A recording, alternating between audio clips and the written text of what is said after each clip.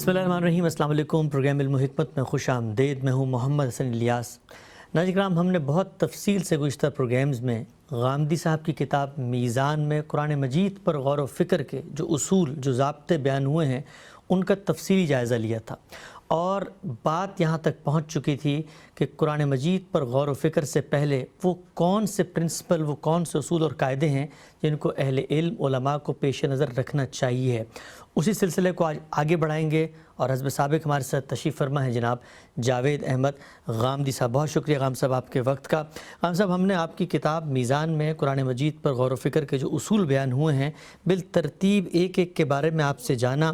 آج جس اصول پر ہم تفصیلی تبادلہ خیال کریں گے وہ ہے نظم قرآن۔ آپ نے یہ بات وہاں پر بیان کی ہے کہ نظم قرآن کے بارے میں بھی ایک صاحب علم کو متنبہ ہونا چاہیے ہے جس وقت وہ قرآن مجید پر غور و فکر کا آغاز کرنا چاہ رہا ہے۔ میں ایک مختصر سے اقتباس آپ کا پڑھتا ہوں۔ آپ نے لکھا کہ قرآن کی ہر سورہ کا ایک متعین نظم کلام ہے، وہ اللہ تعالیٰ کی طرف سے الگ الگ اور متفرق ہدایات کا کوئی مجموعہ نہیں، بلکہ اس کا ایک موضوع ہے۔ اس کی تمام آیتیں نہایت حکیمانہ ترتیب اور مناسبت کے ساتھ اس موضوع سے متعلق ہوتی ہیں۔ سورہ کے اس موضوع کو سامنے رکھ کر جب اس کا مطالعہ کیا جاتا ہے اور موضوع کی رعایت سے اس کا نظام پوری طرح واضح ہو جاتا ہے تو ہم دیکھتے ہیں کہ وہ نہایت حسین وحدت بن جاتی ہے۔ پہلا سوال جو آج کی نشست میں آپ سے پوچھنا چاہتا ہوں، اور ہر دفعہ پوچھتا ہوں، کہ یہ جو اصول ہے، یہ اصول مرتب کیسے کیا، ذہن میں کیسے آیا، اس اصول کو وضع کرنے کا پس منظر کیا ہے؟ اللہ تعالیٰ کی کتاب قرآن مجید ہے۔ ہم بہت سی دوسری کتابوں کو بھی پڑھتے ہیں، بہت سے مباحث فلسفے کے، سائنس کے، حکمت کے اہل علم بیان کرتے رہتے ہیں۔ ہم شاعری اور ادب کا بھی مطالعہ کرتے ہیں، اس میں نظم بھی ہوتی ہے، غزل بھی ہوتی ہے۔ تو اس طرح کی سب چیزوں کا جب آپ مطالعہ کرتے ہیں تو اس مطالعے کے دوران میں اس صنف کی، اس علم کی، اس تحریر کی، اگر وہ نثر ہے تو نثر میں، اگر نظم ہے تو نظم میں آپ پر حقیقت واضح ہوتی ہے۔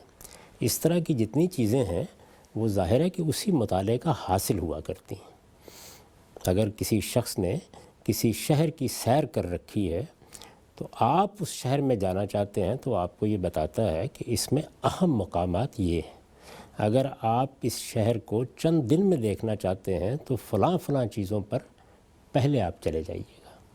تو یہ وہ کس بنیاد پر کہہ رہا ہوتا ہے؟ وہ اپنے مطالعے کی بنیاد پر کہہ رہا ہوتا ہے۔ اس نے کچھ وقت وہاں صرف کیا ہوتا ہے، اس نے وہاں کے مختلف احوال کا مشاہدہ کیا ہوتا ہے، تو اپنے مشاہدے، اپنے مطالعے کی بنیاد پر وہ آپ کو توجہ دلاتا ہے کہ اگر آپ اس شہر میں جانا چاہتے ہیں یا اس بستی کا مطالعہ کرنا چاہتے ہیں یا اس علم میں داخل ہونا چاہتے ہیں تو اس کے معالم یہ ہیں، اس کے سنگ میل یہ ہیں، اس میں اہم مقامات یہ ہیں، اس میں دیکھنے کی جگہیں یہ ہیں۔ تو ایسے ہی جب آپ قرآن مجید کا مطالعہ کرنے کے لیے یہ چاہتے ہیں کہ آپ حقیقت میں اس کو جس طرح کہ وہ ہے دریافت کریں، تو آپ کو بتایا جاتا ہے کہ فلاں چیز کا لحاظ رکھیے گا۔ قرآن مجید اس طرح کی کتاب ہے، اس میں اس چیز کو ملحوظ رکھ کے جانا ہے۔ یہ جو چیزیں ہیں یہ رہنمائی کا ذریعہ بنتی ہیں۔ ممکن ہے کہ کوئی دوسرا شخص اس شہر کی سیر دیکھنے کے لیے جائے اور وہ آ کر نئے معالم کی نشاندہی کر دے۔ تو یہ دنیا میں ہمیشہ کتابوں کے بارے میں بھی، علوم کے بارے میں بھی، اشیاء کے بارے میں بھی، جگہوں کے بارے میں بھی رہنمائی ہوتی رہتی ہے۔ اصول کی جتنی رہنمائی ہے اصلاً وہ اسی طریقے سے کی جاتی ہے۔ ٹھیک، تو سب سے پہلے مجھے یہ بتائیے گا کہ عام طور پر جب ہم سنتے ہیں کہ نظم، تو نظم کا ایک مفہوم جو ذہن میں آتا ہے وہ تو یہ ہے کہ ایک ہوتا ہے نثر، ایک ہوتا ہے نظم۔ تو یہاں پر نظم کلام سے آپ کی کیا مراد ہے؟ یعنی قرآن مجید کے بارے میں اتنی بات تو معلوم ہے کہ اللہ تعالیٰ نے اس کو صورتوں میں تقسیم کیا ہے۔ یعنی ایسے تو نہیں ہے نا کہ اقوال کا ایک مجموعہ ہے۔ آپ کے ذہن میں ہوگا کہ بہت سی کتابیں ہم نے ایسی بھی پڑھی ہیں جن کے بارے میں یہ بتایا جاتا ہے کہ اس میں اقوال زرعی جمع کی، بڑے فلسفی، بڑے حکیم کی متفرق نیک باتیں ہیں، اچھی باتیں ہیں، حکیمانہ باتیں ہیں، انہیں جمع کر دیا گیا ہے۔ ممکن ہے کہ اس میں کوئی ترتیب قائم کی گئی ہو، ممکن ہے کہ قائم نہ کی گئی ہو، لیکن قرآن مجید کی جب آپ صنف کا مطالعہ کرتے ہیں تو یہ معلوم ہوتا ہے کہ اس کو ایک کتاب کی طرح مرتب کیا گیا ہے، اور اس میں جو بنیادی وحدت ہے وہ سورہ ہے۔ یعنی بنیادی وحدت آیت نہیں ہے، جملہ نہیں ہے، قول نہیں ہے، بلکہ سورہ ہے۔ اللہ تعالیٰ نے جو بات کہی ہے اس بات کو جب اس نے بیان فرمایا ہے تو یوں نہیں بیان فرمایا کہ ایک جملہ کہہ دیا، پھر کبھی دوسرا جملہ کہہ دیا، پھر کوئی تیسرا جملہ کہہ دیا، اور اس طرح متفرق اقوال کا ایک مجموعہ بن گیا، ٹھیک، اور وہ ہمیں کتاب کی صورت میں دے دیا گیا۔ جیسے کہ مثال کے طور پر آپ نے کوئی اچھے مجموعے شاعری کے دیکھے ہوں تو بعض لوگ اس کے آخر میں فردیات کا ایک عنوان قائم کر دیتے ہیں، یعنی شاعر نے کوئی غزل کہنا چاہیے، نہیں ہوئی، کوئی نظم شروع کی، نہیں ہوئی، لیکن اس میں کوئی ایک شعر، کوئی ایک مصرع بہت اچھا ہو گیا تو اس کو الگ سے جمع کر دیتے ہیں۔ تو ظاہر ہے کہ جب قرآن مجید کا ایک طالب علم قرآن میں اترتا ہے تو سب سے پہلا سوال یہی پیدا ہوتا ہے کہ میں کس طرح کی کتاب پڑھنے کے لیے جا رہا ہوں۔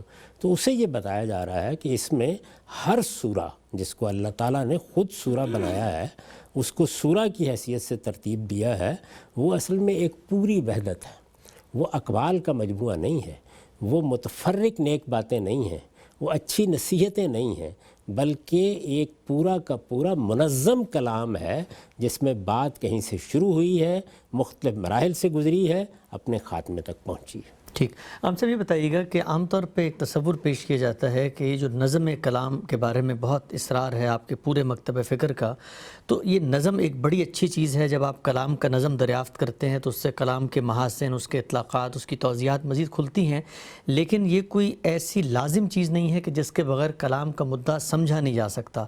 تو یہ مجھے بتائیے گا کہ کیا یہ جو نظم کلام کی رعایت سے ہم کلام کو پڑھتے ہیں، یہ کوئی اضافی چیز ہے کلام سے الگ، یا پھر کلام کو سمجھا ہی نہیں جا سکتا جب تک ہم نظم دریافت نہ کریں؟ جب آپ کسی کلام کا ذکر کرتے ہیں تو اس کے فہم کے مدارج بھی سمجھ لینے چاہیے۔ ہم جب ایک مربوط کلام، ایک مربوط تحریر، ایک ربط و ضبط کے ساتھ کہی ہوئی بات کا مطالعہ کر رہے ہوتے ہیں، کسی بھی تحریر کا، ہم صبح کے وقت اخبار کھولتے ہیں تو کالم پڑھنا شروع کر دیتے ہیں۔ اسی طریقے سے ہم کوئی مضمون عنوان دیکھ کے وہ ہمارے لیے دلچسپی کا باعث ہوتا ہے تو اس کا مطالعہ شروع کر دیتے ہیں۔ تو جب ہم اس کا مطالعہ کرتے ہیں تو ظاہر ہے کہ وہ کس چیز سے شروع ہوتا ہے، وہ اصل میں الفاظ ہیں جو سب سے پہلے اس کی بنیادی کردار ادا کرتے ہیں۔ ٹھیک، اگر وہ لفظ نہیں بولا جائے گا تو ظاہر ہے کہ ابلاغ ہی نہیں ہوگا۔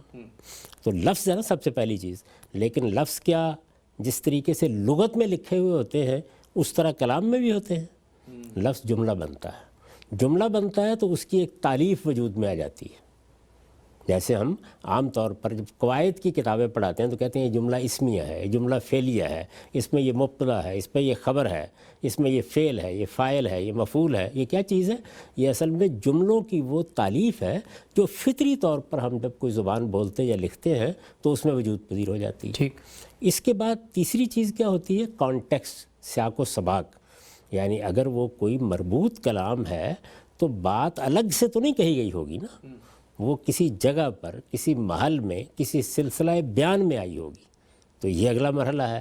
اس کے بعد اگر کسی مصنف نے اس کو ایک باقاعدہ وحدت کی صورت دی ہے، یعنی ایک نظم لکھی ہے تو اس پر نظم کا عنوان قائم کر دیا ہے، اگر اس نے کوئی مضمون لکھا ہے تو اس پر ایک عنوان قائم کر دیا ہے، اپنی کتاب یا تصنیف کو مضامین میں بانٹ دیا ہے، ابواب میں بانٹ دیا ہے، کچھ کیا ہوگا نا۔ جی، تو اللہ تعالیٰ نے اپنی کتاب کو سورتوں میں تقسیم کیا ہے۔ تو اب ظاہر ہے کہ جب پوری سورہ کو آپ سامنے رکھیں گے تو پھر یہ بڑا اہم سوال پیدا ہو جائے گا کہ اس سورہ میں کس چیز کو موضوع بنا کر بات کی گئی ہے، اور جب بات کسی چیز کو موضوع بنا کر، ہدف بنا کر کی گئی ہے تو یہ کس ترتیب سے نمایاں ہوتی ہے، اس میں بات کہاں سے شروع ہوتی ہے اور کہاں ختم ہوتی ہے۔ تو یہ دیکھیے، اس کو عام طور پر لوگ سیاق و سباق سے خلط ملط کر دیتے ہیں۔ سیاق و سباق بالکل اور چیز ہے۔ ٹھیک، یعنی سیاق و سباق کا مطلب تو یہ ہے کہ اگر آپ نے میرے ایک جملے کو قبل و بعد سے بھی سمجھ لیا ہے تو آپ مدعا پا لیں گے۔ جی، نظم کلام کا مطلب یہ ہے کہ جو وحدت مصنف نے قائم کی ہے، خواہ وہ باب کی ہے، خواہ وہ سورہ کی ہے، خواہ وہ ایک مضمون کی ہے، جو بھی وحدت قائم کی ہے، آپ اس کے ہدف کو متعین کر کے اس کو ایک ترتیب کے ساتھ سمجھ سکیں۔ تو یہ چاروں کے چاروں جو پہلو ہیں، یعنی لفظ کے بعد جملہ اور اس کی تالیف، اس کا سیاق و سباق، اور اگر وہ کسی وحدت کا حصہ ہے تو پھر اس وحدت کا نظم کیا ہے۔ نظم کا مطلب اس میں مباحث کی ترتیب کیا ہے، وہ کس طرح آگے بڑھ رہے ہیں، کس طریقے سے مختلف مدارج سے گزر رہے ہیں، اور اس میں کس چیز کو ہدف بنایا گیا ہے۔ یعنی باتیں آپ نے جو بھی کہی ہیں وہ اگر اس وحدت کو سامنے رکھ کے دیکھا جائے، اس یونٹ کو سامنے رکھ کے دیکھا جائے تو اس میں کس ترتیب سے آتی ہیں. وہ یہ چیز ہے جو چوتھی چیز ہے.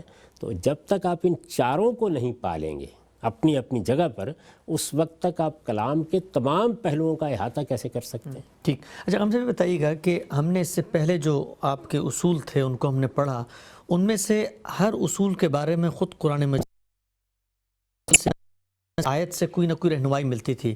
کتاباً متشابہ ہو، محکم متشابہ کی بحث ہو، یا مثال کے طور پہ آپ نے بتایا تھا کہ پیغمبر کی سرگزشت انذار قرآن کا بنیادی موضوع ہے، اس کے حوالے سے دلائل ہوں. یہ جو نظم کلام ہے، سوال عام طور پہ پوچھا جاتا ہے کہ خود قرآن کہاں بیان کرتا ہے کہ میرے مدعا، میرے مفہوم کو نظم کلام کے بغیر نہیں سمجھا جا سکتا؟ یہ آج تک ویسے کسی مصنف نے بیان کیا ہے؟ یعنی جب آپ کوئی کتاب پڑھتے ہیں تو کیا یہ مصنف بتاتا ہے کہ میرا جو باب ہے کتاب کا یہ میں نے قائم تو کر دیا ہے، کتاب تو میں نے لکھ دی ہے، لیکن لکھی ذرا ربط و نظام کے ساتھ ہے. یہ تو کتاب کی ساخت بتائے گی. جب اللہ تعالیٰ نے بتا دیا کہ اس میں صورتیں ہیں تو اصل میں صورت کا لفظ بولتے ہی یہ معلوم ہو گیا کہ یہ وحدت ہے. جب یہ وحدت ہے تو کیوں قائم کی گئی ہے؟ تو اصل میں یہاں تو کچھ بتانے کا مطلب یہ تھا کہ جس طرح آپ کو یہ بتایا جائے کہ ذرا متنبہ ہو جائیے گا، آپ کتاب پڑھنے جا رہے ہیں. اچھا، کتاب تو ہے نا، آپ کے سامنے رکھ دی گئی ہے. جی جی جی. تو اصل میں جو چیزیں بالکل واضح ہوتی ہیں، مسلمات کی حیثیت رکھتی ہیں، جن میں علم و عقل کو کبھی کوئی غلطی نہیں لگتی، ان کے بارے میں کوئی ہدایت دینے کی ضرورت نہیں ہوتی. اس لیے بنائے استدلال یہ ہے، دو چیزیں ہیں بنائے استدلال. اللہ تعالیٰ نے قرآن مجید کو ایک کتاب کی صورت میں ترتیب دے کر اس امت کو دیا ہے. ٹھیک. اور اس کتاب کو جیسے ہی آپ کھولتے ہیں تو یہ یوں نہیں ہے، میں نے پہلے اسی پر گفتگو کی ہے، یہ یوں نہیں ہے کہ اس میں اقوال لکھے ہوئے ہیں، ایک قول، دوسرا قول، تیسرا قول، چوتھا قول. اس میں صورتیں ہیں جس میں اس پورے کے پورے کلام کو ایک نظم سے بیان کیا گیا ہے. تو یہ اس کتاب کی حیثیت، اس کی نوعیت، اس کے دینے کا یہ طریقہ، یہ حجت قطعی ہے کہ یہ نظم کے بغیر ہو ہی نہیں سکتی. تو اس لیے یہاں یہ الفاظ میں کہنے کی ضرورت نہیں ہے، یہ تو اس کی نوعیت خود بتا رہی ہے. میں نے اسی لیے تمہید یہاں سے اٹھائی تھی کہ قرآن مجید کو جب ایک طالب علم کے طور پر آپ پڑھتے ہیں تو کیا ایک مجموعہ اقوال ہے جو آپ کے ہاتھ میں دے دیا گیا ہے، ایک کتاب ہے جو آپ کے ہاتھ میں دی گئی ہے. 10 جگہوں پر قرآن نے کہا یہ کتاب ہم کو دی گئی ہے. اور پھر اس کے بعد کئی جگہوں کے اوپر خود قرآن مجید نے یہ بتایا ہے کہ اگر تم اس قرآن کے مقابل میں کوئی چیز لانا چاہتے ہو تو ایک سورہ بنا لو، اگر لانا چاہتے ہو 10 صورتیں لے آؤ. تو کیا قرآن مجید نے کہیں یہ بھی کہا ہے کہ اگر لانا چاہتے ہو تو ایک آیت لے آؤ؟ تو جو وحدت خود قرآن نے قائم کی ہے، وحدت کا مطلب یعنی آپ نے ایک کتاب لکھی تو آپ نے اس میں مضمون یا باب کی وحدت قائم کی ہے. قرآن مجید نے جو وحدت قائم کی ہے، جس کی بنیاد پر وہ سارا کلام کرتا ہے، وہ سورہ ہے. تو جب سورہ کو خود اللہ تعالیٰ نے وحدت قرار دے دیا تو اب تو یہ بڑا فطری سوال ہے کہ اس سورہ کو سورہ کیوں بنایا گیا ہے؟ کوئی نہ کوئی وجہ اس کے پیچھے ہونی چاہیے. وہی وجہ ہونی چاہیے جو دنیا بھر میں ہوتی ہے. یعنی یہ بھی کوئی ایسی چیز نہیں ہے کہ کوئی نیا کام ہو گیا ہے. بھائی جب میں ایک عمارت کو دیکھتا ہوں تو ظاہر ہے کہ میرے سامنے یہ بات بالکل واضح ہوتی ہے کہ ایک مقصد کو سامنے رکھ کے عمارت بنائی گئی ہے. اس میں کمرے ہوں گے، دفتر ہے تو اس میں یہ چیزیں ہونی چاہیے، گھر ہے تو اس میں یہ چیزیں ہونی چاہیے. بنیادی چیزوں کا تصور سامنے آ جاتا ہے. جب مجھے کوئی کتاب دی جائے گی تو پہلا سوال ہی میرے ذہن میں یہ پیدا ہوگا کہ یہ اگر ایک کتاب ہے باقاعدہ طور پر تو اس میں کوئی ترتیب ہوگی، اس کے اندر کوئی معاملات کو بیان کرنے کا طریقہ اختیار کیا گیا ہوگا. وہ میں اس کو کھولوں گا تو دیکھوں گا نا کیا ہے. تو اس لیے میں نے یہ سوال اٹھایا سب سے پہلے کہ یہ کوئی مجموعہ اقوال ہے جو آپ کے ہاتھ میں دیا گیا ہے. مجموعہ اقوال ہے تو ذرا بتائیے کہاں ہے. کتاب دی گئی ہے آپ کو اور کتاب صورتوں میں تقسیم کر کے دی گئی ہے. تو اس وجہ سے اس کے بارے میں تو استدلال اس شخص کو کرنا چاہیے جو اس کو مجموعہ اقوال سمجھ کے پڑھ رہا ہے یا بتا رہا ہے. ٹھیک ٹھیک ٹھیک. یہ بدیہات ہیں، یعنی یہ تو دیکھتے ہی واضح ہو جانی چاہیے. یہ بالکل ایسا ہی سوال ہے کہ میں آپ سے یہ کہوں میں نے گھر بنایا ہے اور آپ یہ مجھے بتائیں کہ اچھا اس گھر میں فلاں چیزیں اس ترتیب سے بنائی گئی ہیں. گھر ہوتا ہی وہ ہے کہ جس کے اندر کچھ مقاصد کو سامنے رکھ کے ایک ترتیب کے ساتھ کوئی بیڈ روم بنایا جاتا ہے، کوئی ڈرائنگ روم بنایا جاتا ہے، کوئی واش روم بنایا جاتا ہے. یہ اس کے لازمی اجزاء ہیں. تو اگر وہ گھر ہے تو اس کو ایسا ہونا چاہیے. آپ کہتے ہیں میں نے ایک دفتر بنایا ہے تو ظاہر ہے کہ اس کے لوازم بھی بالکل واضح ہیں. جب آپ کہتے ہیں یہ ایک کتاب ہے اور جب آپ کہتے ہیں کہ اس میں صورتیں بنیادی وحدت ہیں تو اس کا لازمی عقلی علمی نتیجہ یہ ہے کہ اب اس سورہ کو ایک وحدت ہونا چاہیے اور اس کے اندر ایک ٹھیک ہے، ہم سب آگے بڑھاتے ہیں اس سلسلے کو. ایک بہت بنیادی سوال اس پورے مقدمے کو سامنے رکھ کے جو ذہن میں آتا ہے کہ نظم ہونا چاہیے، یہ ایک مانی ہوئی حقیقت کے طور پہ ہم اس کو تسلیم کر کے جب آگے بڑھیں تو پھر سوال یہ پیدا ہوتا ہے کہ نظم کو دریافت کرنے کی میتھڈالوجی کیا ہے، اور وہ میتھڈالوجی ہمیں کون بتائے گا کہ قرآن مجید کی فلاں سورہ کا نظم ہے کیا اور اس کو کیسے سمجھا جانا چاہیے؟ دنیا بھر میں جب آپ کسی چیز کو پڑھتے ہیں تو اس کا مطالعہ کرنے کے نتیجے میں اس کا نظم واضح ہوتا ہے. یعنی یہ باہر بیٹھ کے کوئی شکار پکڑنے کا طریقہ نہیں ہے. کتاب کو پڑھیں گے نا، اس کے اندر جائیں گے. جب میں ایک مضمون پڑھتا ہوں اور آپ کو اگلے دن یہ بتاتا ہوں کہ اس مضمون میں مصنف نے فلاں موضوع پر گفتگو کی ہے، یہ فلاں چیز کو ہدف بنا کے لکھا گیا ہے، اس میں مباحث اس ترتیب سے آئے ہیں، تو یہ میں اپنے مطالعے کا حاصل بیان کر رہا ہوتا ہوں. یعنی یہ کوئی باہر بیٹھ کے دیکھنے کی چیز نہیں ہے، یہ اندر جا کے دیکھنے کی چیز ہے. تو قرآن مجید کو جو ایک طالب علم کے طریقے پر پڑھے گا وہ اس چیز کو خود بخود اپنی آنکھوں کے سامنے دیکھے گا. اس میں کچھ مشکلات ضرور ہیں جو لوگوں کو پیش آئی ہیں اور بڑے بڑے لوگوں کو پیش آئی ہیں، ان مشکلات کا ضرور جائزہ لینا چاہیے. لیکن یہ تو بڑی بدیہی بات ہے کہ جب ایک کتاب ترتیب دے دی گئی ہے اور اس میں وحدت کے طور پر سورہ کو وحدت قرار دے دیا گیا ہے، تو آپ پڑھیں گے، جب پڑھیں گے، مطالعہ کریں گے، مباحث کو دیکھیں گے، اس کے ہدف کو دریافت کریں گے، تو آپ پر واضح ہونا چاہیے کہ اس سورہ میں کیا بات بیان کی گئی ہے. اگر آپ کا مطالعہ سرسری ہے تو ہو سکتا ہے آپ غلط رائے قائم کریں. میں جب دوسرے بڑے لوگوں کا کلام پڑھتا ہوں تو میں نہیں انہی مراحل سے گزرتا ہوں. علامہ اقبال کی نظم ہے مسجد کرتبہ، اسی طرح طلوع اسلام، اسی طرح ذوق و شوق.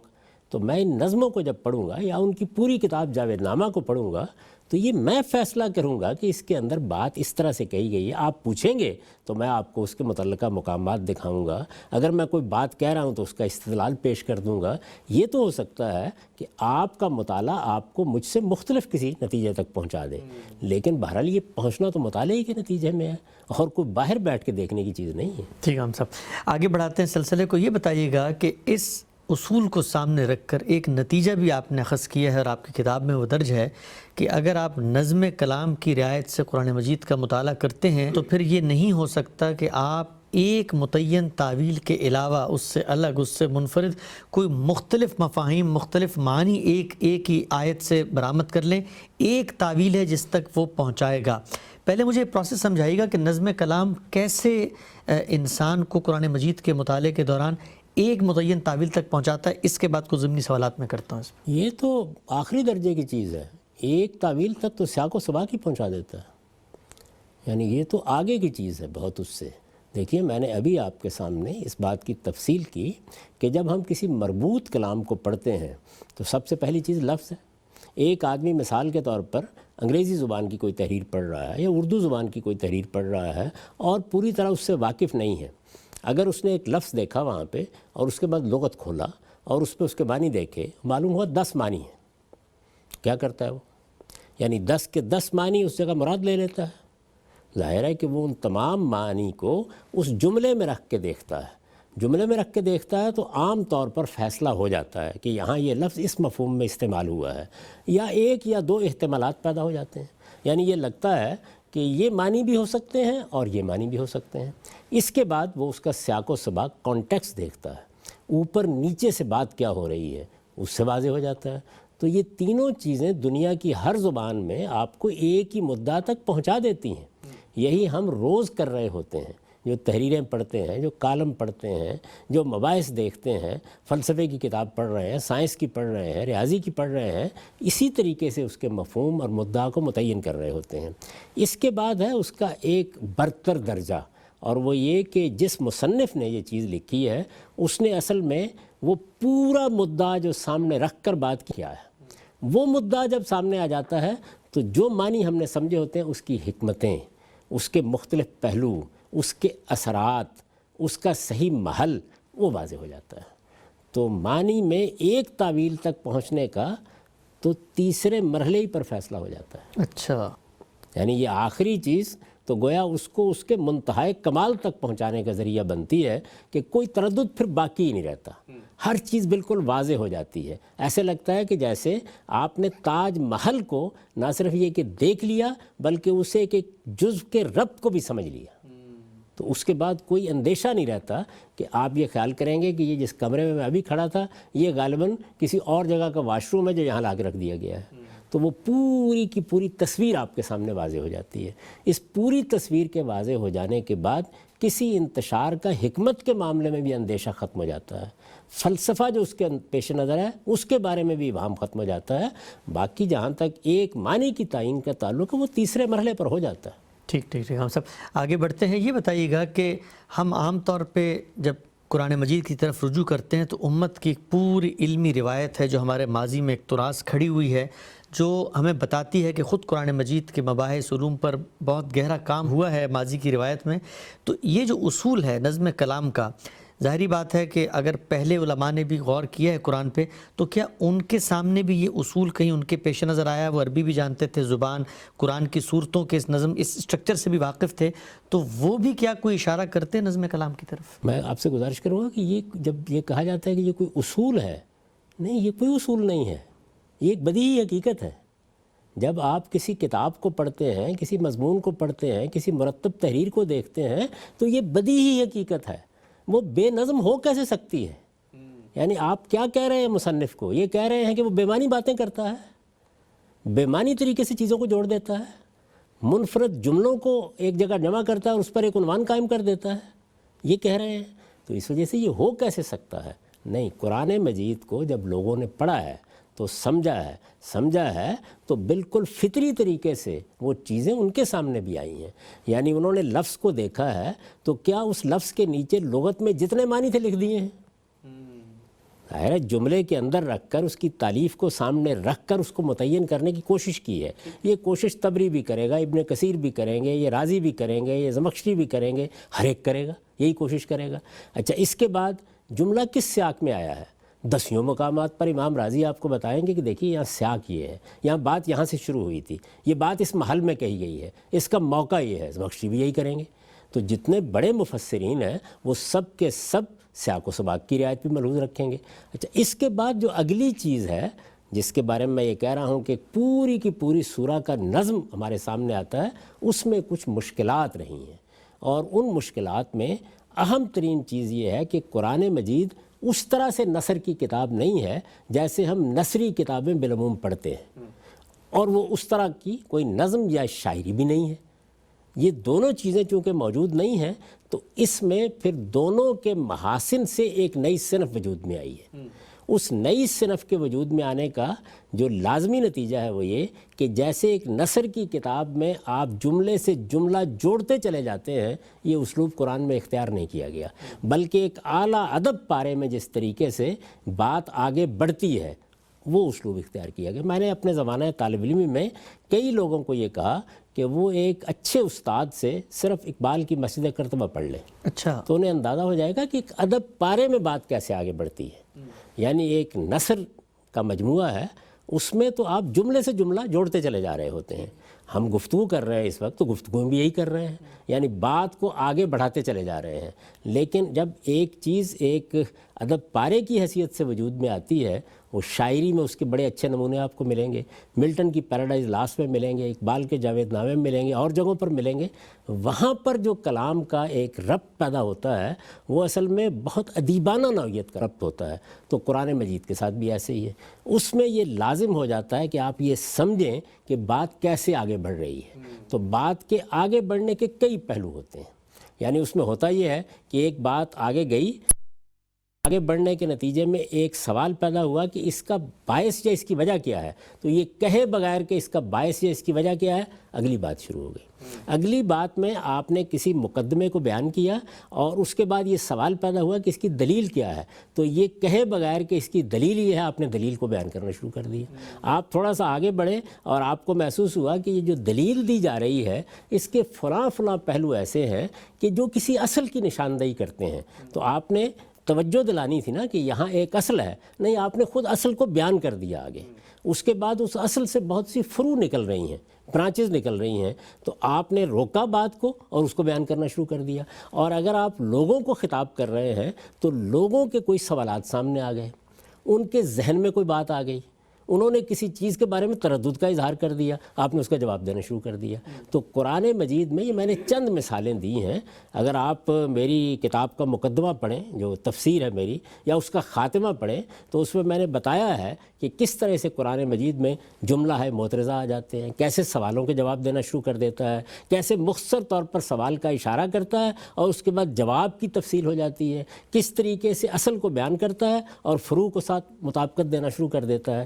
تو یہ جو خاص اسالیب قرآن نے اختیار کیے ہیں یہ اتنے منفرد ہیں کہ ان کی اپریسیشن میں دقتیں پیش آئی ہیں لوگوں کو۔ اچھا، اس وجہ سے بعض لوگوں نے یہ خیال کر لیا کہ یہ در حقیقت آیات ہیں، سیاق و سباق بھی ہے، لیکن یہ کہ مختلف مجموعے ہیں آیات کے، جیسے شاہانہ کلام ہوا کرتا ہے تو ان کو ایک سورہ کا نام دے دیا گیا ہے۔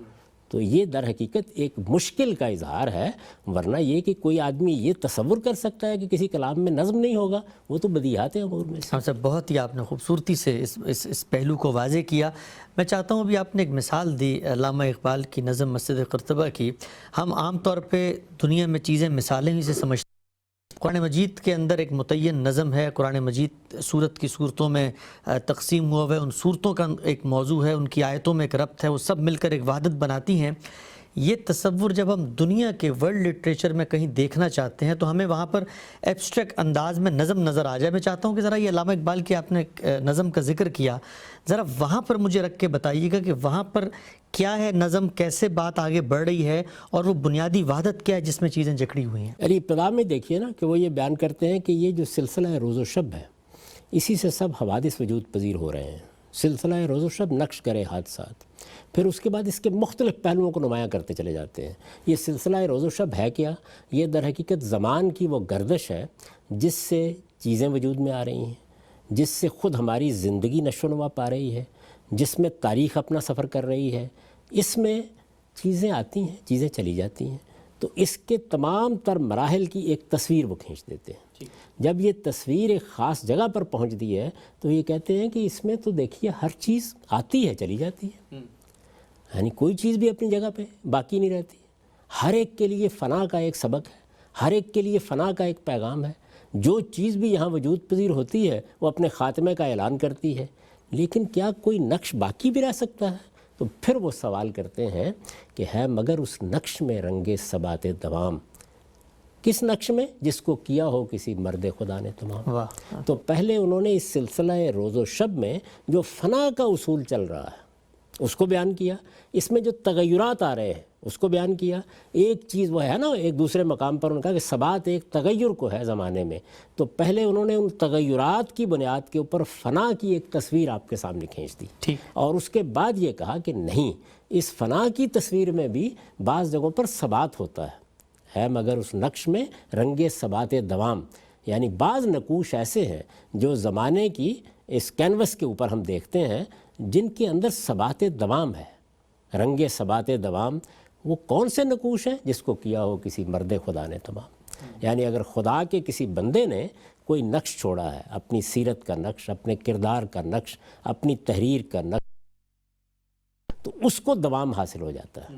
چیزیں ویسے تو آتی ہیں غائب ہوتی چلی جاتی ہیں، اب یہ کہ وہ دوام کیوں حاصل ہوتا ہے یہ سوال پیدا ہوتا ہے نا، ہے مگر اس نقش میں رنگ ثبات دوام جس کو کیا ہو کسی مرد خدا کا۔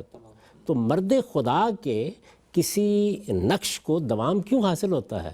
کہتے ہیں اس لیے حاصل ہو جاتا ہے کہ مرد خدا کا عمل عشق سے صاحب فروغ، یعنی اس کے اندر ایک خاص چیز ہے، وہ کیا ہے؟ عشق۔ یہ عشق اس کو وہ فروغ بخشتا ہے کہ جس کے نتیجے میں اس کو دوام حاصل ہوتا ہے، وہ ایک دائمی چیز بن جاتی ہے، وہ گویا ثبت ہو جاتا ہے۔ سبتست بر جریدہ عالم دوام ما، یہ صورت پیدا ہو جاتی ہے۔ تو وہ عشق کیا ہے؟ پھر وہ عشق پہ گفتگو شروع کر دیتے ہیں۔ ٹھیک، یعنی عشق در حقیقت ایک جذبہ ہے، عشق آپ کے اندر ایک غیر معمولی فیکلٹی ہے جو آپ کے عقلی وجود، آپ کے اخلاقی وجود، ان سب کا احاطہ کر لیتی ہے۔ وہ آپ کو قوت محرکہ فراہم کرتی ہے، وہی وہ چیز ہے کہ جو آپ کے اہداف کو متعین کرتی ہے، اس میں آپ اپنا خون جگر ڈال دیتے ہیں، وہ پھر کوئی روا روی میں کیا جانے والا کام نہیں رہتا۔ تو اب وہ عشق کو بیان کر دیتے ہیں۔ اور بیان کرنا شروع کر دیتے ہیں، اور اس میں بڑے لافانی اشعار انہوں نے کہے ہیں کہ یہ عشق ہے کیا چیز، اس کے مختلف مظاہر کو دیکھیے، اور اس میں پھر وہ یہاں تک پہنچ جاتے ہیں کہ یہی در حقیقت عشق دل مصطفیٰ، عشق خدا کا کلام. یعنی یہ تو گویا یوں سمجھ لیجئے کہ آپ کے ہاں جتنے ثبات دوام کی تصویریں موجود ہیں، مذہب میں موجود ہیں، فلسفے میں موجود ہیں، ہر جگہ آپ کو عشق کی کار فرمائی نظر آتی ہے. اس جگہ پر پہنچنے کے بعد پھر وہ ایک خاص رخ موڑتے ہیں اور پھر اس حرم کرتبہ کو خطاب کرتے ہیں، اور خطاب کر کے پھر کچھ ماضی کی یاد کرتے ہیں. یہ ظاہر ہے کہ ایک شاعر کیا کرے گا، وہ تصویر کھینچے گا، اور بڑی خوبصورت تصویریں انہوں نے کھینچی ہیں. یعنی تیرے منار کیا ہیں، تیرے جو ستون ہیں وہ کیا ہیں، یہ تو گویا صحرائے شام میں ایک یوں سمجھ لیجئے کہ برگ نخیل ہیں. تو یہ ساری جو تصویریں ہیں وہ بیان کرتے چلے جاتے ہیں، اور پھر اس کے بعد وہ اس دنیا پر نگاہ ڈالتے ہیں. دنیا پر نگاہ ڈالتے ہیں، بتاتے ہیں کیا کیا تغیرات آ چکے ہیں. یعنی دیکھ چکا المنی شورش اصلاح دین، جس نے نہ چھوڑے کہیں نقش عہد کہن کے نشان، اور بہت سی اس طرح کی چیزیں بیان کرتے ہوئے آخر میں پھر وہ جب پہنچ جاتے ہیں تو پھر یہ کہتے ہیں کہ میں اب ایک نئے زمانے کا خواب دیکھ رہا ہوں. آب روانے کبیر تیرے کنارے کوئی دیکھ رہا ہے کسی اور زمانے کا خواب. یہاں میں کوئی اس نظم کی تشریح نہیں کر رہا، یہ بتا رہا ہوں کہ اس طریقے سے ایک ادب پارے میں بات آگے بڑھتی ہے. یعنی اس میں چونکہ چنانچہ یہ دلیل ہے، یہ پس منظر ہے، اب یہ بات ایسے جائے گی، یہ طریقے نہیں اختیار کیے جاتے. تو قرآن مجید میں بھی جن لوگوں کا اچھا ادبی ذوق ہے ان کو کبھی دقت پیش نہیں آتی. تو ایک ادب پارے میں نظم کس طریقے سے ہوتا ہے، یہ اس کی مثال ہے. گویا ہاں صاحب، بہت ہی آپ نے خوبصورتی سے بتایا کہ کس طریقے سے ایک بنیادی مضمون کو سامنے رکھ کر کیسے پورا ایک مضمون باندھا جاتا ہے. کچھ اور ضمنی پہلو میں آپ سے زیر بحث لاتا ہوں یہاں پر. عام طور پہ جب ہم قرآن مجید کو دیکھتے ہیں تو تصور ذہن میں آتا ہے خدا کا آفاقی کلام، قیامت تک آخری حتمی حجت ہے. تو اس کو ہم کسی خاص مقصد کے تحت وہ صورت دی گئی ہے، یا اس کا کوئی ایک مرکزی مضمون ہے جس کے گرد آیات گردش کر رہی ہیں، یہ تصور قائم کرنے سے ایک خیال ذہن میں آتا ہے کہ جیسے اس کا مضمون یا اس کا مفہوم محدود ہو گیا ہے، جبکہ قرآن کے بارے میں ہمارا یہ ماننا ہے کہ وہ تو قیامت تک کے لیے ہمارے لیے ہدایت ہے. تو جب ہم نظم کی بات کرتے ہیں تو کیا اس سے کوئی کلام کو ہم محدود کر رہے ہوتے ہیں؟ اگر کسی مصنف نے بات کرتے وقت اپنا کوئی ہدف نہیں رکھا، اپنے کسی مخاطب کو متعین نہیں کیا، کوئی بات کہنے کا ارادہ نہیں کیا، تو ظاہر ہے کہ یہ وہ تحدیدات ہیں جو کسی کلام میں اگر نہیں ہے تو وہ بے معنی کلام ہے، وہ قابل التفات ہی نہیں ہے. وہ کلام ہے کیا پھر؟ یعنی یہ تو ہر کلام میں یہ ہوگا کہ آپ طے کریں گے کہ اس کا موضوع کیا ہے، مدعا کیا ہے، کہنے والا کہنا کیا چاہتا ہے، بات کہاں سے شروع کر رہا ہے، استدلال ہے تو وہ کس نوعیت کا ہے. تو یہ تو ہر حال میں ان تحدیدات کے ساتھ ہوگا. کلام بنتا ہی تحدیدات کے ساتھ ہے. یعنی کوئی منتشر چیز بھی کبھی کلام ہوتی ہے. آپ نے ایک جملہ ادھر پھینک دیا، ایک جملہ ادھر ڈال دیا، ایک بات ادھر کہہ دی، آپ کہہ رہے ہیں بڑی آفاقی باتیں یہ کہی جا رہی ہیں. تو اس طرح کے تو پھر اقوال ہوتے ہیں، کلام تو نہیں ہوتا اس کے نتیجے میں. کلام تو جب ہوگا ہمیشہ انہی تحدیدات کے ساتھ ہوگا. یعنی اس کا ایک متعین رخ ہوگا، اس کا ایک متعین ہدف ہوگا، بات ایک جگہ سے شروع ہوگی، بات ایک جگہ تک پہنچے گی، بیچ میں استدلال ہوگا، معترضہ جملے ہوں گے، کوئی سوالوں کا جواب ہوگا، ہر چیز ایک ربط و نظام کے ساتھ آپ کو اس کے منتہا تک پہنچائے گی، تب وہ بامانی کلام بنے گا. اگر کوئی آدمی کہتا ہے کہ اس کلام کو کوئی ہدف نہیں دیا گیا، یہ کسی خاص نظم سے آگے نہیں بڑھتا، اس میں بات ایک جگہ سے شروع ہو کر کہیں نہیں پہنچتی، تو وہ اصل میں کہہ رہا ہے کہ ایک منتشر کلام ہے جس کا نہ کوئی مطلب نہ کوئی مدعا، جس کا جی چاہے اٹھائے اپنی اپنی مرضی کے مطابق لے جائے. تو یہ کوئی خراج تحسین پیش کیا جا رہا ہے اس کلام کو. ٹھیک، یہ ایک نہایت متعین، نہایت منظم کلام ہے، اور ہر متعین اور منظم کلام ہمیشہ اپنی تحدیدات میں آگے بڑھتا ہے. ہاں صاحب، بہت ہی آپ نے خوبصورتی سے پہلو بھی واضح کیا. یہ بتائیے گا مجھے کہ جب ہم یہ کہتے ہیں کہ قرآن مجید کی رسی کو مضبوطی سے تھامے رکھو، پوری امت قرآن کو مانتی ہے، لیکن پھر بھی ایک طرح کی شیرازہ بندی ہے، اختلافات ہیں، خود آیتیں پڑھ پڑھ کے ہی لوگ آپس میں بھی تفریق پیدا کر رہے ہوتے ہیں. تو یہ جو نظم کلام کی رعایت سے قرآن مجید کا مطالعہ ہے، کہ آپ کو لگتا ہے کہ نتیجے کے اعتبار سے مسلمانوں کی جو اجتماعی سیاسی جوڑ ہے اس میں بھی کوئی یہ مدد معاون یا سازگار بن سکتا ہے؟ دیکھیے، بات یہ ہے کہ ہم اگر مسلمان کی حیثیت سے اپنے دین سے وابستہ رہنا چاہتے ہیں تو سب سے بڑی چیز کیا ہے جس کی ہمیں ضرورت ہے؟ وہ یہ کہ ہمارے پاس ایک فیصلہ کن چیز ہو. اگر ہم کوئی اختلاف کریں، ہمارے ہاں کوئی نقطہ نظر میں تردد پیدا ہو جائے، تو کوئی چیز ایسی ہونی چاہیے نا ہم اس کی طرف رجوع کر سکیں. تو قرآن مجید نے اپنے بارے میں یہ بتایا ہے کہ صرف میں ہی نہیں، مجھ سے پہلے بھی جو کتابیں آئی ہیں ان کا مقصود یہ تھا، وہ نازل کیوں کی گئیں؟ پھر پیغمبر آ گیا، اس نے ہدایت کر دی، ایک سنت جاری کر دی، کتاب کیوں نازل کی گئی؟ اللہ تعالیٰ نے فرمایا اس لیے نازل کی گئی لِیَحْکُمَ بَیْنَ النَّاسِ فِی مَا اخْتَلَفُوا فِیہ، تاکہ لوگوں کو اپنے اختلافات کا فیصلہ کرنے کے لیے ایک ایسی چیز مل جائے جس کی طرف وہ رجوع کر سکیں۔ تو قرآن مجید میں جب آپ رجوع کرتے ہیں تو وہ اصل میں آپ کے لیے وحدت کی بنیاد بنتا ہے۔ اچھا، اب فرقے ہیں، گروہ ہیں، مختلف نقطۂ نظر ہیں۔ ہمارے ہاں تو یہ ہے کہ جو فرقہ بن گیا بس بن گیا، جو گروہ منظم ہو گیا، اس کے عقائد بھی ترتیب پا گئے، اس نے اپنے نقطہ نظر بھی اختیار کر لیے، اب وہ ایک ابدی حقیقت ہے اس کے لیے، لیکن تھوڑی دیر کے لیے ذرا ایک ذہنی جنت میں جینے کا فیصلہ کر لیجئے، اور وہ یہ ہو کہ ہم میں سے ہر شخص حق کا سچا طالب ہو گیا ہے، اس کو کسی فرقے کسی گروہ کے ساتھ کوئی تعصب نہیں ہے، وہ بہت دیانتداری کے ساتھ یہ جاننا چاہتا ہے کہ صحیح بات کیا ہے۔ تو اب کوئی ایسی چیز ہونی چاہیے نا جو اس کا ہاتھ پکڑے، اس کی رہنمائی کرے، اس کو صحیح جگہ پر لے جائے، تو یقین کیجئے کہ وہ چیز صرف قرآن مجید ہے۔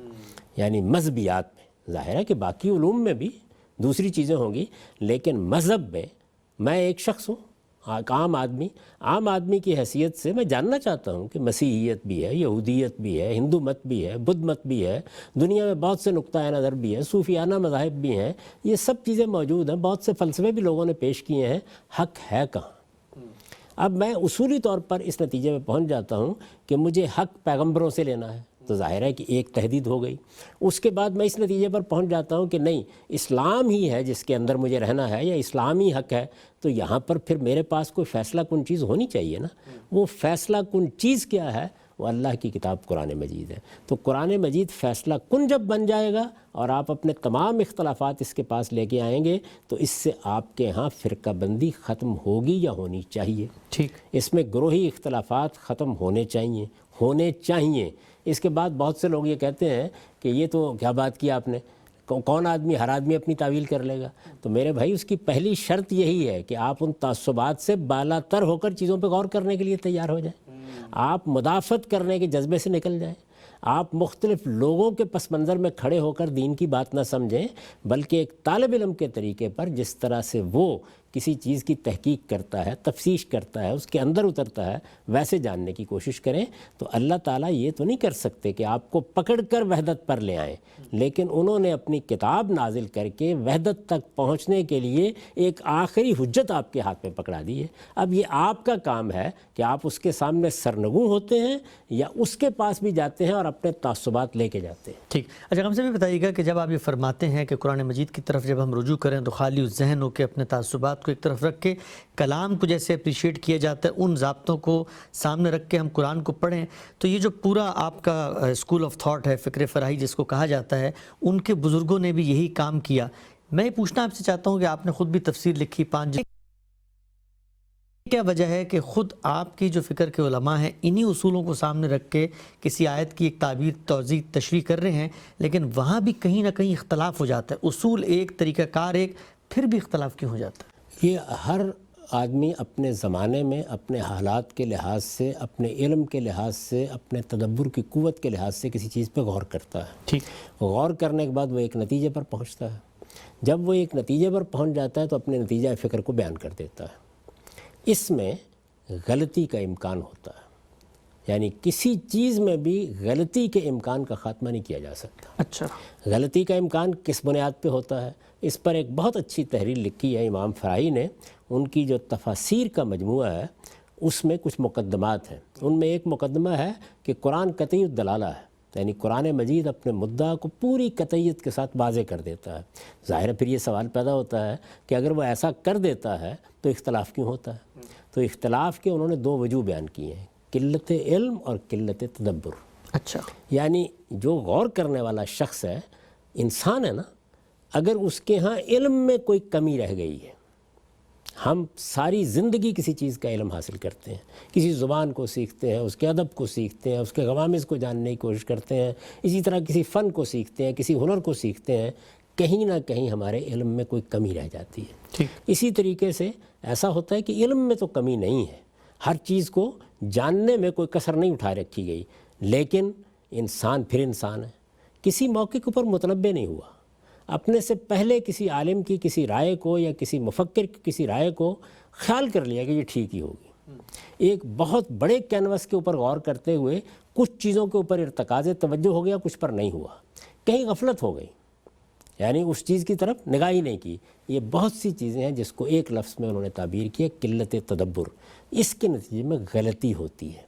جب غلطی ہو جاتی ہے کسی چیز میں تو اب غلطی کی اصلاح کا طریقہ بھی کیا ہے؟ وہ یہ ہے کہ انہی اصولوں کے مطابق اللہ کی کتاب کی طرف جائیے۔ جب آپ اللہ کی کتاب کی طرف جائیں گے تو غلطی کی اصلاح ہو جائے گی۔ تو اختلافات کے ختم کرنے کے لیے آپ کے لیے راستہ موجود ہے۔ ہاں، راستہ پھر بھی وہی ہے، راستہ وہی ہے جس کو آپ نے اختیار کرنا ہے۔ اب اگر فرض کر لیجئے کہ 3 یا 4 یا 5 بہت بڑے اہل علم ہیں، وہ بھی اگر یہ طے کر کے آپس میں ایک میز کے اوپر بیٹھ جائیں گے کہ ہم کو صحیح نتیجے تک پہنچنا ہے، ایک ہے کہ اس لیے بیٹھ جائیں گے کہ اپنی اپنی آراء کی مدافعت کرنی ہے، اپنے اپنے فرقے کی بات کہنی ہے، بیٹھ جائیں گے تو یہ راستہ موجود ہے۔ اس کا لازمی نتیجہ یہ نہیں ہے کہ کامل اتفاق پیدا ہو جائے گا۔ تو اس وجہ سے اتفاق پیدا کرنے کا راستہ یہ ہے، یعنی اگر آپ نے فیصلہ کر لیا کہ آپ نے صحیح نتیجے پر پہنچنا ہے تو یہ راستہ آپ کے لیے موجود ہے۔ اب اس راستے کے اوپر جب آپ بیٹھیں گے تو آپ کے لیے معالم موجود ہوں گے، آپ اس کی پیروی اگر کریں گے تو آپ اتفاق کے مقام پر بھی پہنچ سکتے ہیں۔ یہ بات ہوئی۔ لیکن یہاں اختلافات اب کس نوعیت کے رہ جائیں گے؟ یہ اختلافات وہ ہوں گے جو کہیں ایک جملے کی ساخت میں آپ کا ایک ذوقی رجحان ہے، کوئی چیز بڑی اکیڈمک نوعیت کی ہے، کسی واقعے کی تشریح ہے، وہ ہے کیا دین کے احکام، دین کے مبادی، دین کے اصول میں بھی رہ جائیں گے؟ آپ دیکھ لیجئے کہ ان معاملات میں نہ مدرسہ فراہی میں رہے ہیں، بلکہ میں تو اس سے آگے جاتا ہوں، میں یہ کہتا ہوں کہ مسلمانوں کی پوری تاریخ میں جن اہل علم نے قرآن مجید پر کام کیا ہے، ان مبادی میں تو قرآن مجید میں نظم کی رعایت کیے بغیر بھی اختلاف نہیں ہو سکتا۔ سبحان اللہ۔ تو اس وجہ سے پہلے یہ دیکھ لینا چاہیے کہ وہ کیا نوعیت ہے۔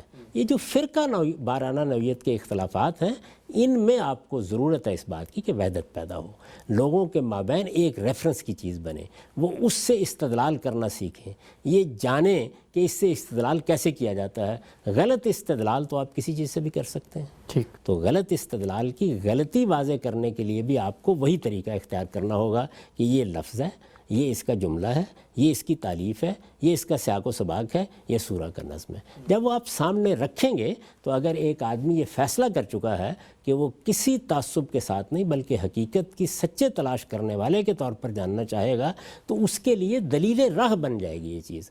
یعنی کہنے کا مقصد یہ ہے کہ اگر آپ کے پاس راستہ موجود ہے ایک منزل تک پہنچنے کا تو پھر آپ کے ہاں کوئی خامی نہیں ہونی چاہیے، لیکن اگر راستہ ہی موجود نہیں ہے تو پھر تو بھائی پہلے دن سے ایک آدمی ایک راہ پکڑ لے گا، دوسرا دوسری سڑک پر چلا جائے گا۔ ہم سب بہت ہی خوب، بہت ہی خوبصورتی سے آپ نے دل نواز انداز میں یہ پہلو بھی واضح کیا۔ آخری سوال آج کے نشست کا، اور یہ سوال میں ایک جس طرح آپ اکثر فرماتے ہیں کہ آپ دین کے ایک طالب علم ہیں، آپ نے قرآن مجید پہ کام کیا، برسوں آپ کا ترجمہ شائع ہوا اور اس میں آپ نے ابتدا میں لکھا ہے کہ نظم کی رعایت سے ترجمہ آپ نے کیا ہے۔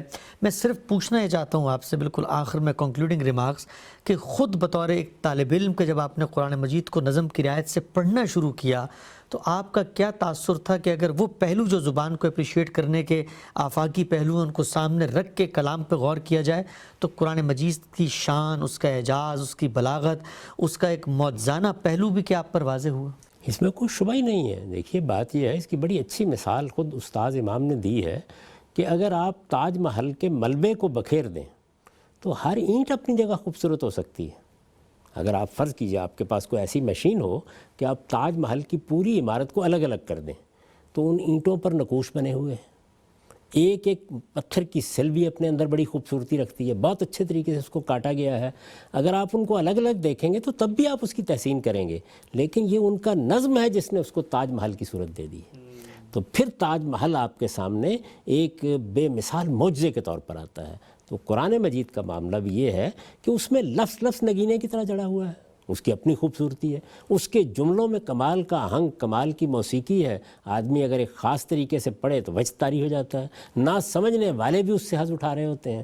اس کی اپنا حسن ہے اور اپنا جمال ہے. آپ اس کو اس کے سیاق و سباق میں رکھ کے دیکھتے ہیں تو معنی اور مدعا بالکل واضح ہونا شروع ہو جاتا ہے. اچھا یہ بات تھی، اس طرح کہی گئی تھی، اس پہلو سے کہی گئی تھی، تو ظاہر ہے کہ ایک اور چیز نمایاں ہوتی ہے. اس کو اس کی سورہ کی وحدت میں رکھ کے دیکھتے ہیں اور پھر سورہ سے آگے بڑھ کے پورے قرآن کی ترتیب میں رکھ کے دیکھتے ہیں. بالکل ایسے لگتا ہے کہ جیسے آپ تاج محل میں آ گئے ہیں، یعنی ادب کا ایک تاج محل آپ کے سامنے ہوتا ہے. تو یہ چیز جو ہے یہ اس کے حسن کو نمایاں کرتی ہے، اس کے جمال کا سحر پیدا کرتی ہے، اس کتاب کے ساتھ آپ کے تعلق کو محکم کرتی ہے. اور اس طریقے سے جب آپ اس کو پڑھتے ہیں تو جیسے کہ میں نے اس کا ترجمہ کیا ہے، میں لوگوں سے بالعموم پوچھتا رہتا ہوں کہ اب بھی آپ کو ایک سورہ کو پڑھنے کے بعد کبھی یہ احساس ہوتا ہے کہ اس کلام میں نظم نہیں ہے، یا اس کے اندر ربط و نظام سے بات نہیں کہی گئی، یا کوئی سورہ آپ کو کسی ہدف تک نہیں لے جا رہی؟ تو وہ کہتے ہیں کہ واللہ ایسا نہیں ہے. اب بات واضح ہو گئی، سمجھ میں آ گیا کہ یہ کیا چیز ہے. تو اصل میں جب آپ ترجمہ کرتے وقت ان روابط کو چھوڑ دیں گے، میں نے ابھی آپ کے سامنے تصویر کھینچی تھی کہ اگر فرض کیجئے کہ ایک جگہ کے اوپر دلیل آ گئی ہے، جملہ معترضہ آ گیا ہے، یا سوال کا جواب آ گیا ہے، آپ اس کو ترجمے میں واضح نہیں کریں گے تو ایک ادب کا ذوق رکھنے والا آدمی تو خود سمجھ لے گا، عام آدمی کے لیے یہ ممکن نہیں ہوتا. اسی لیے ترجمے میں یہ جسارت کرنی پڑی ہے کہ اس کو واضح کر دیا جائے. جیسے یہ واضح ہوتا ہے تو پھر پورا کا پورا بستہ سامنے جاتا ہے. کسی ترجمے میں ہم کسی کلام کا جو فارم کا حسن ہے، صورت کا حسن ہے، اس کو تو منتقل کر نہیں سکتے. یعنی ظاہر ہے کہ آپ اگر غالب کے یا اقبال کے یا ملٹن کے کسی ادب پارے کا ترجمہ کریں گے تو وہ جو حسن اس کے اندر تھا اس کی اصل زبان میں، وہ نہیں منتقل کیا جا سکتا. لیکن مدعا کو تو منتقل کرنے کی کوشش کرنی چاہیے. تو میں نے یہی کوشش کی ہے کہ قرآن مجید کیا بات کہہ رہا ہے، کس سیاق میں کہہ رہا ہے، کس پس منظر میں کہہ رہا ہے، کس ترتیب سے کہہ رہا ہے، بات کہاں سے شروع ہوئی ہے، کس ہدف تک پہنچی ہے. یہ تو ایک قاری پر واضح ہونا چاہیے جو قرآن مجید کو پڑھنا چاہتا ہے. ہم سب اللہ تعالیٰ آپ کو جزائے خیر دے. اس ترجمے کو آپ نے اشروں کی ریاضت سے مکمل کیا. ناظرین، ہمارے پروگرام کو یہاں پہ وقت ختم ہوتا ہے. بہت ہی تفصیل سے ہم نے گفتگو کی کہ نظم کلام ہے کیا چیز، کیسے قرآن مجید کو جب نظم کی رعایت سے پڑھا جائے تو وہ کیا چیزیں ہیں، وہ کیا پہلو ہیں جو سامنے آتی ہیں، اور یہی وہ نظم ہے جس سے قرآن کا حسن اور قرآن کے اندر جو ایک وحدت کا تصور ہے وہ بھی سامنے آتا ہے. اور یہ تصور کیسے مسلمانوں کو اپنے اختلافات بھلا کر خدا کی ایک کتاب کے تحت جمع کرنے کا باعث بن سکتا ہے. انشاءاللہ آئندہ پروگرام میں ایک مختلف نئے موضوع کے ساتھ دوبارہ حاضر خدمت ہوں گے. اپنے میزبان محمد حسن الیاس کو اجازت دیجیے. اللہ حافظ.